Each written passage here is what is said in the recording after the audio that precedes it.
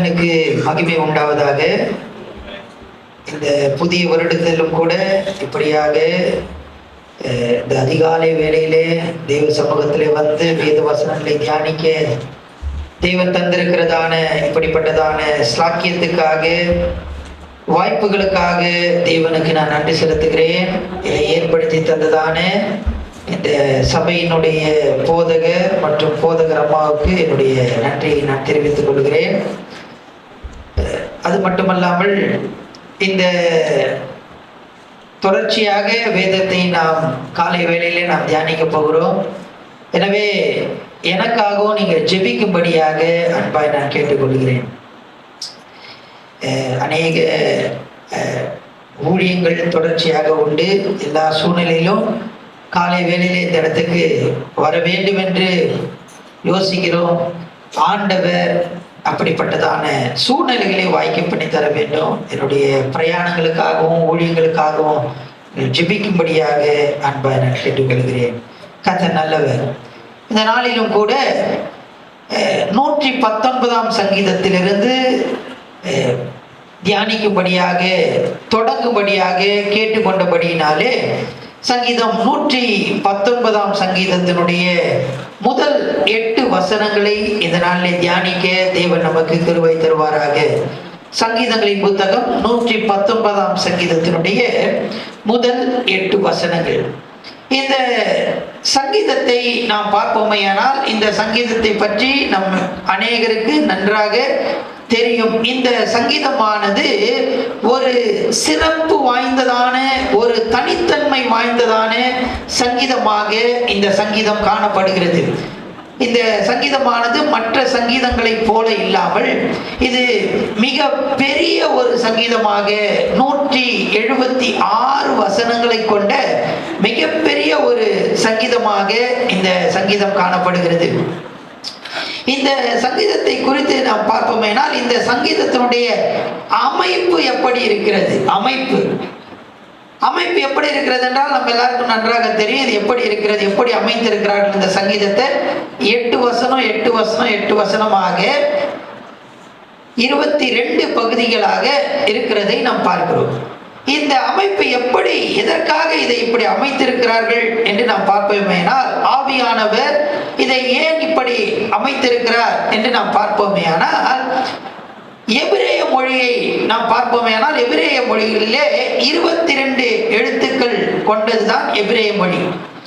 ஆங்கிலத்தில் 26 எழுத்துக்கள். அதே போல எபிரேய மொழியில 22 எழுத்துக்கள். இந்த 22 எழுத்துக்களில் ஒவ்வொரு எழுத்துக்களை துவக்கமாக கொண்டு இந்த 22 பகுதிகள், அதாவது 8 8 8 வசனங்களாக பிரிக்கப்பட்டிருக்கிறதை நாம் பார்க்கிறோம். அதனாலதான் தமிழ் வேதத்துல ஒரு சில ஆங்கில வேதத்திலையும் அதனுடைய தலைப்பு அந்த எபிரேய மொழியினுடைய அந்த எழுத்துக்களை அங்கே சொல்லப்படுகிறதை நாம் பார்க்கிறோம். ஆலெஃப், பே, கெமல், இது மாதிரி அந்த எபிரேய எழுத்துக்களை நாம் பார்க்கிறோம். இது தலைப்பு மட்டுமல்ல, ஏன் அதற்கு அப்படி தலைப்பு கொடுத்திருக்கிறார்கள் என்றால், இந்த 8 வசனங்களுடைய துவக்கம் எபிரேய மொழி, இந்த முதல் 8 வசனங்களில் இருக்கிறதான அந்த 8 வசனங்களுடைய துவக்கம் இந்த முதல் எழுத்துல தான் தொடங்கும். அடுத்த 9ஆம் வசனத்திலிருந்து 16ஆம் வசனம் வரைக்கும் பார்த்தோம்னு சொன்னா இரண்டாவது எழுத்தாகிய அந்த பேத் என்கிறதான அந்த எழுத்துல தொடங்கும்.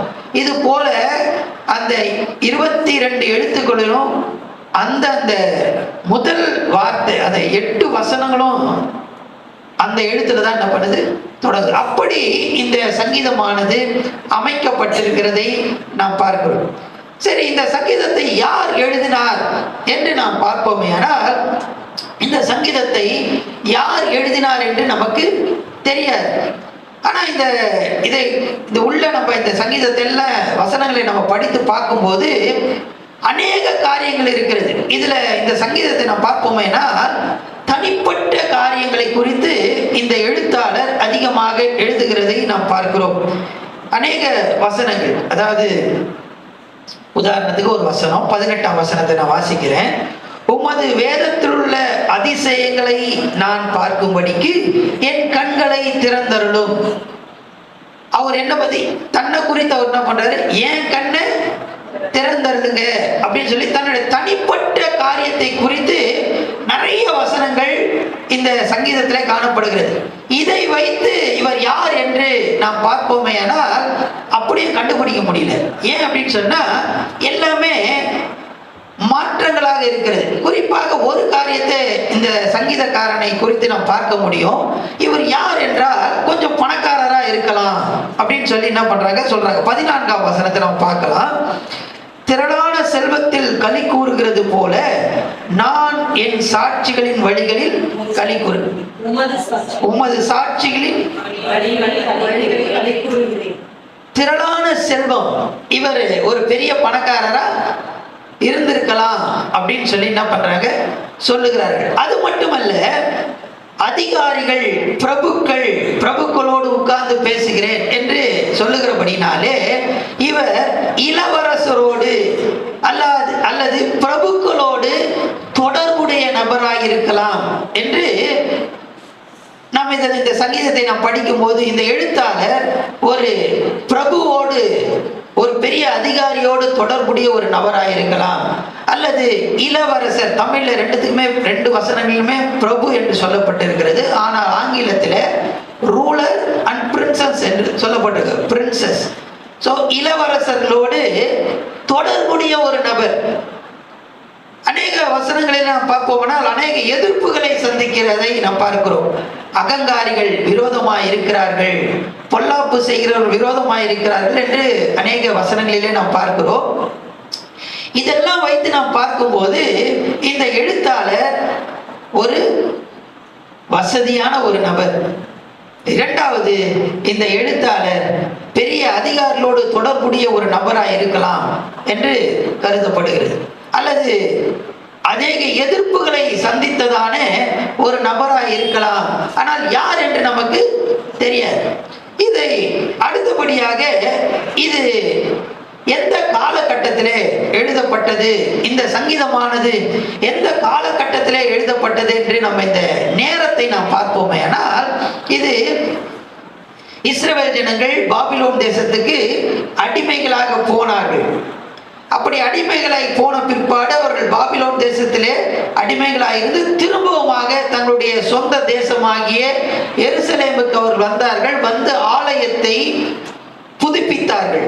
அதற்கு பிற்பாடு அலங்கத்தை அவர்கள் கட்டினார்கள். அந்த காலகட்டத்திலே இது சிறையிருப்புக்கு பிற்பாடு இஸ்ரவேலர் திரும்பி வந்தார்கள் அல்லவா, அந்த காலகட்டத்திலே எழுதப்பட்டிருக்கலாம் என்று இந்த சங்கீதங்களை நாம் வாசிக்கும் போது நம்மால் புரிந்து கொள்ள முடியும். இவ்வளவு நேரம் நீங்க அப்படியே அமைதியா பார்க்கறத பார்த்தா என்னமோ நீங்க சொல்லிட்டு இருக்கீங்க ஐயா அப்படின்னு சொல்லி, சரி இப்ப நம்ம சங்கீதத்துக்குள்ள வந்து விடலாம். இந்த சங்கீதத்தினுடைய அமைப்பு, இந்த சங்கீதத்தினுடைய எழுத்தாளர், இந்த சங்கீதம் எந்த காலகட்டத்திலே எழுதப்பட்டது என்பதை சுருக்கமாக நாம் பார்த்தோம். இப்போது வாசிக்கலாம். முதல் 8 வசனங்களை நாம் வாசிக்கலாம். நம்முடைய வேதத்தின்படி நடக்கிற உத்தம மார்க்கத்தார் பாக்கியவான்கள், அவருடைய சாட்சிகளை கைக்கொண்டு அவரை முழு இருதயத்தோடு தேடுகிறவர்கள் பாக்கியவான்கள். அவர்கள் அநியாயம் செய்வதில்லை, அவருடைய வழிகளில் நடக்கிறார்கள். உமது கட்டளைகளை நாங்கள் கருத்தாய் கைக்கொள்ளும்படி நீர் கற்பித்தீர். உமது பிரமாணங்களை கைக்கொள்ளும்படி என் நடைகள் ஸ்திரப்பட்டால் நலமாயிருக்கும். நான் உம்முடைய கற்பனைகளை எல்லாம் கண்ணோக்கும் போது வெட்கப்பட்டு போவதில்லை. உம்முடைய நீதி நியாயங்களை நான் கற்றுக்கொள்ளும் போது செமையான இருதயத்தால் உம்மை துதிப்பேன். உமது பிரமாணங்களை கைக்கொள்ளுவேன். முற்றிலும் என்னை கைவிடாதேயும். போதும். இந்த வசனத்தை இந்த சங்கீதத்தை நாம் பார்ப்போமேயானால் இது வேத வசனத்தை மகிமைப்படுத்துகிறதான, வேத வசனத்தை மேன்மைப்படுத்துகிறதான சங்கீதமாக இந்த சங்கீதம் காணப்படுகிறதை நாம் பார்க்கிறோம். இதுல 8 வசனங்களாக இருக்கிறது என்று நாம் பார்த்தோம். இந்த சங்கீதத்தை நாம் பார்ப்போமேனால் வேத வசனத்துக்கு 8 பெயர்கள் கொடுக்கப்பட்டிருக்கிறதை பார்க்கிறோம். 8 பெயர்கள். அதுல 5 பெயர்கள் 19ஆம் சங்கீதத்தில் இருக்கிறது. ஆனா இந்த 119ஆம் சங்கீதத்தில் நாம் பார்ப்போமானால் 8 பெயர்கள் வேத வசனத்துக்கு கொடுக்கப்படுகிறதை நாம் பார்க்கிறோம். முதலாவதாக வேதம். வேதம் முதல் வசனத்தில் நாம் பார்க்கிறோம், கர்த்தருடைய வேதத்தின்படி நடக்கிற. வேதம் என்று சொல்லப்படுகிறதை நாம் பார்க்கிறோம். வேதம் என்றால் நம் கையில இருக்கிறதான இந்த வேதத்தை குறித்து அங்க சொல்லப்படுது. அப்ப எதை குறித்து சொல்லப்படுதுன்னு சொன்னா யூதர்களுடைய வேதம். யூதர்களுடைய வேதம் எது என்றால் தோரா என்று சொல்லுவார்கள். 5 புத்தகங்கள், நியாயப்பிரமாண புத்தகங்கள், ஆதியாகமத்திலிருந்து உபாகமம் வரைக்கும் இருக்கிறதான அதுதான் அன்றைக்கு முழு வேதமாக இருந்தது. அந்த வேதத்தை தான் இங்கே குறிப்பிடுகிறது வேதம், தோரா. அதற்கு பிற்பாடு சாட்சி என்று சொல்லப்படுகிறது, கற்பனை, பிரமாணம், நீதி நியாயங்கள், நியாய தீர்ப்புகள், வசனம் என்று சொல்லப்படுகிறதை நாம் பார்க்கிறோம். 8 காரியங்கள்: வேதம், சாட்சி, கற்பனை, பிரமாணம், நீதி நியாய தீர்ப்புகள், நீதி நியாயங்கள், வசனம். 8 காரியங்கள். ஆனா இந்த ஒரு வசனத்தை நம்ம வாசிக்கலாம். 3ஆம் வசனத்தை வாசிக்கலாமே. அவர்கள் அநியாயம் செய்வதில்லை, அவருடைய வழிகளில் நடக்கிறார்கள். அவருடைய வழிகளில் நடக்கிறார்கள். இந்த வழியும் ஒரு வசனத்தை தான் குறிக்கும் என்று சில பேர் என்ன பண்றாங்க சொல்றாங்க. 37ஆம் வசனத்தை வாசிக்கலாம். 37ஆம் வசனம். மாயை பாராதபடி நீ என் கண்களை விலக்கி உமது வழிகளில் என்னை உயிர்ப்பியும். உமது வழிகளில் என்னை உயிர்ப்பியும். இது தமிழ்ல வழி வழி என்று போடப்பட்டிருக்கிறது. ஆனா ஆங்கிலத்துல NIV மொழிபெயர்ப்புல நீங்கள் வாசிப்பீர்கள் என்றால் 37ஆம் வசனத்துல அந்த வழி என்று நம்ம வாசித்ததுல வேர்ட் என்று போடப்பட்டிருக்கும். வேர்ட். அதனால என்ன சொல்றாங்க அப்படின்னா இதுவும் வார்த்தையை தான் குறிக்கும். வழி என்று சொல்லப்படுறதும் வார்த்தையை தான் குறிக்கும் அப்படின்னு சொல்லி சொல்றாங்க. ஆனா மூல மொழியில நம்ம பார்ப்போமே ஏனால் எபிரேய மொழியில இது வழி என்று தான் சொல்லப்படுகிறது. அதனால அநேக வேத பண்டிதர்கள் இது வழிதான், இது வார்த்தை அல்ல என்று அந்த ஒரு காரியத்தை மாத்திரம் அவர்கள் ஏற்றுக்கொள்வதில்லை. மற்ற 7 காரியத்தையும் வேத வசனத்தை இது குறிக்கிறது என்று அவர்கள் நம்புகிறார்கள். ஓகே, இப்போ இந்த வாசித்ததான இந்த 8 வசனங்களிலே இந்த சங்கீதம் எப்படி தொடங்குகிறது என்று நாம் பார்ப்போமே. ஆனால் எப்படி தொடங்குது சங்கீதம்? எப்படி தொடங்குது? கர்த்தருடைய வேதம் அப்படின்னு தமிழ்ல தொடங்குது. ஆனா எப்படி தொடங்குதுன்னு சொன்னா பாக்கியவான்கள் அப்படின்னு தொடங்குது. பிளஸட். ஆங்கிலத்துல நீங்க பாத்தீங்கன்னா கர்த்தருடைய வேதத்தின்படி நடக்கிற உத்தம மார்க்கத்தால் பாக்கியவான்கள். இந்த சங்கீதமானது ஒரு விசேஷமான சங்கீதம், தனித்தன்மை உடைய சங்கீதம் என்று நாம் பார்த்தோம். இந்த சங்கீதம் எப்படி தொடங்குது? பாக்கியவான்கள். பாக்கியவான்கள். நாம் பாக்கியவான்களா இருக்க வேண்டும் என்று சொன்னால் இந்த வேத வசனத்தோடு நாம் தொடர்புடையவர்களா இருக்க வேண்டியது அவசியம். இந்த பகுதியிலே இந்த வேத வசனத்தை குறித்து 3 காரியங்கள் சொல்லப்பட்டிருக்கிறதை நம்ம பார்க்கலாம். 3ஆம் வசனத்தை வாசிக்கலாம். 3ஆம் வசனம். அவர்கள் அநியாயம் செய்வதில்லை, அவருடைய வழிகளில் நடக்கிறார்கள். 2ஆம் வசனத்தை வாசிக்கலாம். 2ஆம் வசனம். அவருடைய சாட்சிகளை கைக்கொண்டு அவரை முழு இதயத்தோடும் தேடுகிறவர்கள் பாக்கியவான்கள். முழு இருதயத்தோடும் தேடுகிறவர்கள், முழு இருதயத்தோடும் தேடுகிறவர்கள் என்று இந்த பகுதியில நம்ம வாசித்தான இந்த 8 பகுதியில இருதயத்தை குறித்து 2 முறை இருதயம் என்ற வார்த்தை 2 முறை வருகிறது. சரி, இருதயத்தோடு தேடுகிறவர்கள் என்று சொல்லப்படுகிறதுனால இது இருதயம் என்றால் நம்முடைய சரீரத்தில் இருக்கிறதான அந்த இருதயத்தை இது குறிப்பதில்லை. ஏன்னா இது வந்து பிசிக்கல், அதாவது கார்னல் மேன், அதாவது சரீர பிரகாரமான மனிதனுடைய இருதயத்தை குறித்து இந்த இடத்துல சொல்லப்படுது. அப்ப எந்த இருதயத்தை குறித்து அது சொல்லப்படுதுன்னு சொன்னா உள்ளான மனிதன். உள்ளான மனிதன், இந்த உள்ளான மனிதனுக்குள்ளே இருக்கிறதான இருதயத்தை குறித்து தான் இங்கே சொல்லப்படுகிறதை நாம் பார்க்கிறோம். இப்ப இந்த உள்ளான மனிதனுடைய இந்த இருதயம் என்ன செய்கிறது? 2ஆம் வசனத்தை வாசிக்கலாம். அவருடைய சாட்சிகளை கைக்கொண்டு அவரை முழு இதயத்தோடும் தேடுகிறவர்கள். இந்த இருதயம் என்ன பண்ணது அப்படின்னு சொன்னா தேடுகிறது. எதை தேடுகிறது? வேத வசனத்தை தேடுகிறது. இந்த சங்கீதம் முழுவதுமே வேத வசனத்தை மையமாக கொண்டது. வேத வசனத்தை தேடுகிறது. சாட்சி என்று சொல்லப்படுகிறது வேத வசனத்தை தான். சோ வேத வசனத்தை, இந்த இருதயம் வேத வசனத்தை தேடுகிறது.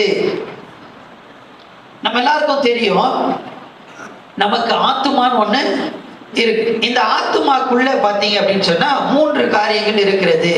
அந்த 3 காரியமும் இந்த 8 வசனங்களுக்குள்ளே காணப்படுகிறதை நாம் பார்க்கிறோம். இந்த இருதயம் என்பது இங்கே 2ஆம் வசனத்துல அந்த இருதயம் சொல்லப்பட்டிருக்கிற அந்த வார்த்தை எதோடு தொடர்புடையதா இருக்கிறது என்று சொன்னால், அங்க என்ன சொல்லப்பட்டு இருதயம் என்ன பண்ணுதுன்னு போடப்பட்டிருக்கு? தேடுகிறது. தேடுகிறது. தேடுகிறது என்றால் எதுக்கு தேடுது? தெரிந்து கொள்வதற்காக. தெரிந்து கொள்வது, டு நோ, தெரிந்து கொள்வதற்காக. தெரிந்து கொள்வதற்காக ஒரு காரியத்தை நாம் செய்யும் போது அந்த இருதயம் எதோடு கனெக்ட் ஆகுது அப்படின்னு சொன்னா மைண்டோடு கனெக்ட் ஆகிறது. மைண்ட் மூலமா தான் நம்ம என்ன பண்ண முடியும்? தெரிந்து கொள்ள முடியும். இங்கே இருதயம் என்று சொல்லப்படுகிறது உள்ளான அந்த இருதயம், மைண்ட். அந்த மைண்டோடு இந்த இருதயம் தொடர்புடையதா இருக்கிறது. சோ வேத வசனத்தை நாம் தேட வேண்டும். தேடி தேடி தேடி நாம் என்ன பண்ணோம்? படிக்கணும். தேடி தேடி தேடி பார்க்கணும், ஒப்பிட்டு பார்க்கணும். வேதத்தை தேடி நாம் படிக்க வேண்டியது அவசியம். இதற்கு தேவை என்ன அப்படின்னு சொன்னா மைண்ட், நம்மளுடைய சிந்தை என்று நம்ம சொல்லலாம். நம்ம எப்படி தேடி படித்து அதை நம்ம மனனம் செய்து நம்ம மனதில் வைக்க முடியும் அப்படின்னு சொன்னா சிந்தையிலே தேடி நம்ம வாசிக்கும் போது வேத வசனத்தை நம்ம கற்றுக்கொள்ளுகிறது. இது எல்லாமே எதில் உண்டாகிறது என்றால் சிந்தையில், மைண்ட்ல உருவாகிறதை நாம் பார்க்கிறோம். இரண்டாவதாக இந்த வசனத்தில் இன்னொரு இருதயத்தை நாம் பார்க்கிறோம். வாசிக்கலாம் 7ஆம் வசனம். உம்முடைய நீதி நியாயங்களை நான் கற்றுக்கொள்ளும் போது செம்மையான இருதயத்தால் உம்மை துதிப்பேன். செம்மையான இருதயத்தால் உம்மை. இப்பொழுது இங்கே ஒரு இருதயத்தை பார்க்கிறோம். இந்த இருதயம் என்ன செய்கிறது? துதிக்கிறது. இந்த இருதயம் இங்கே சொல்லப்பட்டிருக்கிறதான இந்த இருதயம் எதோடு தொடர்புடையதா இருக்கிறது என்றால் எமோஷன்ஸ். துதிப்பது. எப்ப நம்ம துதிக்க முடியும்? சிந்தையில இருந்து துதிக்க முடியாது, இருதயத்துல இருந்து நம்ம என்ன பண்ணோம்? நம்ம இருதயம் சொல்றோம் பார்த்தீங்களா, அந்த இருதயம் உணர்வுகள் எல்லாம் சங்கமிக்கிறதான ஒரு இடம். ஸோ இந்த இருதயம் எதோடு கனெக்ட் ஆயிருக்கு அப்படின்னு சொன்னா, எதோடு கனெக்ட் ஆயிருக்கு? எமோஷன்ஸ், உணர்வுகளோடு. இந்த உணர்வுகள் எங்க உண்டாகுது அப்படின்னு சொல்லி பொதுவாக நம்ம சொல்றோம் இருதயம், மனது அப்படின்னு நம்ம சொல்றோம்.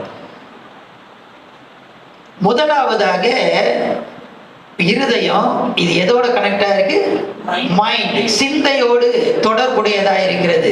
இரண்டாவது சொல்லப்பட்டிருக்கிறதான இங்கே இருதயம் என்று சொல்லப்படுகிறது நம்மளுடைய உணர்வுகளோடு அது தொடர்புடையதாய் காணப்படுகிறது. எமோஷன்ஸ், இந்த எமோஷன்ஸ் எல்லாம் இருதயத்திலிருந்து வருதுன்னு நம்ம என்ன பண்றோம் சொல்றோம். ஸோ இரண்டாவதாக வேத வசனத்தை நம்ம என்ன பண்ணணும்னா உணர்வு, அப்படியே உணர்ந்து நம்ம என்ன பண்ணணும்? படிக்கணும். அதை படிக்கும் போது என்ன பண்ணணும்? உணர்ந்து. சில நேரத்தில் தனியாக நான் வேதத்தை வாசிட்டு இருப்பேன். நானே என்ன பண்ணுவேன், சில நேரத்தில் ஒரு முறை இரவு நேரத்தில் நான் வேதத்தை வாசிட்டே இருந்தேன். அப்படியே ஒரு பெரிய உற்சாகம் போட்டு டம்மால்னு என்ன பண்ண டேபிள் அப்படி தட்டினேன். பக்கத்து ரூம்ல இருந்து என்ன பண்ணிட்டாங்க, தூங்குறவங்க எழுந்து வந்துட்டாங்க. ஸோ என்னன்னா நம்மளுடைய வேத வசனத்தை உணர்ந்து நம்ம படிப்பது ரொம்ப அவசியம். அதுதான் இங்க சொல்லுது இந்த சங்கீதக்காரன். இந்த வேத வசனம், இந்த சங்கீதம் சொல்லுகிறதான காரியம் வேத வசனம். இதை நம்ம எப்படி தேடணும் அப்படின்னு சொன்னா சிந்தையிலிருந்து நாம் என்ன பண்ணணும்? தேட வேண்டும். இரண்டாவதாக இதை உணர்ந்து இருதயத்திலிருந்து அந்த உணர்வோடு நம்ம கலந்து இதை என்ன பண்ணணும், வாசித்து இதை நேசிக்க வேண்டியது அவசியம். அதாவது இந்த வீட்டில் சமைக்கிறவங்களாம் நீங்கள் பார்த்தீங்க அப்படின்னு சொன்னால் அவங்க சமைக்கும் போதே சாப்பிடுவாங்க. அது தெரியுங்களா? சமைக்கும் போதே டேஸ்ட் பார்ப்பாங்க. ஸோ அது ஒரு பெரிய, பல நேரங்களில் நான் கூட என்ன பண்ணுவேன், சமைக்கும் போது எனக்கு சமையலே தெரியாது, சமைக்கும் போதே சாப்பிட்றதுனா என்ன அப்படின்னா, வேதத்தை நம்ம என்ன பண்ணோம், வாசித்து பிரசங்கத்துக்காக ஆயத்தப்படுத்தி கொண்டே இருப்போம். ஆனால் அப்படி அதை வாசித்து அதை ஆயத்தப்படுத்தும் போதே ஒரு ஒரு உணர்வு வரும் பாருங்க, ஒரு பெரிய ஒரு சந்தோஷம். அது எங்கேருந்து உண்டாகுது? இருதயத்திலிருந்து அந்த உணர்வு, அதுதான் ஒரு பெரிய சந்தோஷம். அப்படியே நம்ம என்ன பண்ணுவோம், ஆமென் அல்லேலூயா அப்படின்னு நம்ம சொல்லுவோம். அதுதான் எனக்கு சமைக்கும் போதே. ஸோ நீங்கள் வேதத்தை வாசிக்கும் போதே அது அப்படியே என்ன பண்ணணும், உணர வேண்டியது, உணர்ந்து அதை செயல்படுத்த வேண்டியது அவசியம். ஒன்று சிந்தையிலிருந்து, இரண்டாவது இருதயத்திலிருந்து. இருதயம்னா பிசிக்கல் இருதயம் அல்ல, ஆவிக்குரிய ஒரு இருதயம், அதாவது உணர்வுகளால உண்டாகிறதான காரியம். மூன்றாவதாக இந்த இந்த 8 வசனங்களிலே ஒரு வார்த்தை திரும்ப திரும்ப வருகிறதை நாம் பார்க்கிறோம். வாசிக்கலாம். 2ஆம் வசனம், கை கொண்டு. 4ஆம் வசனம் வாசிக்கலாம், கட்டளைகளை நாங்கள் கருத்தாய் கைக்கொள்ளும்படி. 5ஆம் வசனம், உமது பிரமாணங்களை கைக்கொள்ளும்படி. 8ஆம் வசனம், உமது பிரமாணங்களை கைக்கொள்ளுவேன். பாருங்க, இந்த 8 வசனங்களில எத்தனை முறை வருது? 4 முறை. என்னது? கைக்கொள்ளுவேன், கைக்கொள்ளும்படி. அப்படின்னா என்ன அர்த்தம்? பின்பற்றும்படி. பின்னாடி ஏதோ சொல்றாங்க, ஃபாலோ பண்ணபடி. கை கொள்ற செய்வது, செயல்படுத்துவது. கையில தானே செய்ய முடியும். செயல்படுத்துவது ஒரு காரியத்தை நம்ம இப்ப வேத வசனத்தை அறிந்து கொண்டோம், வசனத்தை என்ன பண்ணோம், புரிந்து உணர்ந்து கொண்டோம். இப்ப என்ன பண்ணணும், அதை கை கொள்ள வேண்டும், செயல்படுத்த வேண்டும். அதை தன்னுடைய வாழ்க்கையில செயல்படுத்த வேண்டும். அப்படி செயல்படுத்த வேண்டும் என்றால் அதுவும் இருதயத்தை தான் என்ன பண்ணுது, குறிக்குது. இந்த 8ஆம் வசனத்துல உமது பிரமாணங்களை கை கொள்ளுவேன் அப்படின்னு சொல்லப்பட்டிருக்கு பாத்தீங்களா? அதுவும் இருதயத்தினுடைய ஒரு பகுதியை கனெக்ட் பண்ணுது. அது என்ன, எதோடு தொடர்புடையதா இருக்குது என்றால் சித்தம். ஒன்று சிந்தை, உணர்வு, சித்தம். இந்த சித்தத்தினாலதான் நம்ம ஒரு காரியத்தை நம்ம வில் பவர், வில் என்று ஆங்கிலத்தில் சொல்லுவார். வில் பவர்ல தான் என்ன பண்ணுவோம், ஒரு காரியத்தை செய்யணும்னா என்ன வேணும், வில் இருக்கும், சித்தம். இது இருந்தால்தான் நம்ம என்ன பண்ண முடியும், செயல்படுத்த முடியும். வேத வசனத்தை நான் சிந்தையிலே அறிந்து கொண்டேன், தேடி கண்டுபிடித்து விட்டேன். இப்போது இந்த வேத வசனத்தை என்னோட வாழ்க்கையில நான் புரிந்து அதை நான் அனுபவிக்கிறேன், உணர்கிறேன், அனுபவிக்கிறேன்.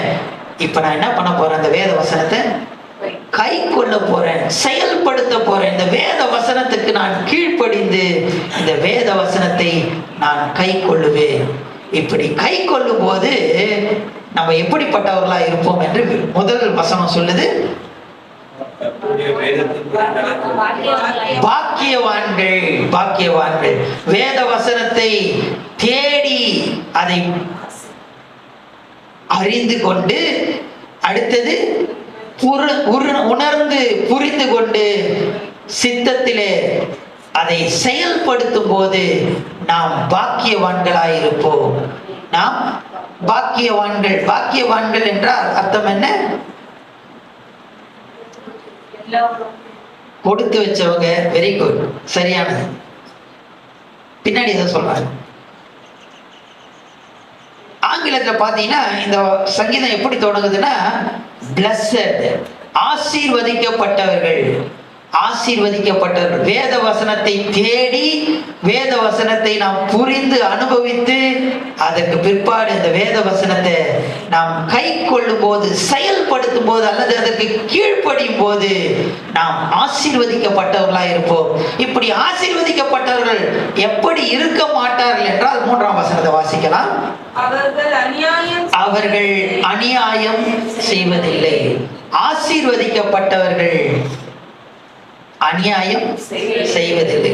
வேத வசனத்தை புரிந்து அனுபவித்து அதை செயல்படுத்துவோம் என்றால் ஆசீர்வதிக்கப்பட்டவர்களாக இருப்போம். ஆசீர்வதிக்கப்பட்டவர்கள் அநியாயம் செய்ய மாட்டார்கள். Blessed or blameless. ஆசீர்வதிக்கப்பட்டவர்கள் அநியாயம் செய்வதில்லை. கண்ணில் மூடி கர்த்தரை நோக்கி நாம் பார்க்கலாம்.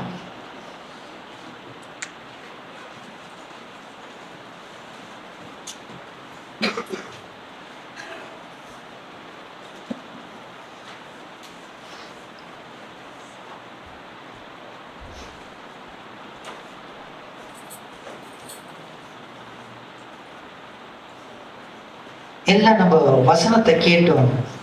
ஆண்டவரே, இந்த வசனம் என்னோட இருதயத்துல நான் தேடி கண்டுபிடிக்க எனக்கு உதவி செய்யும்.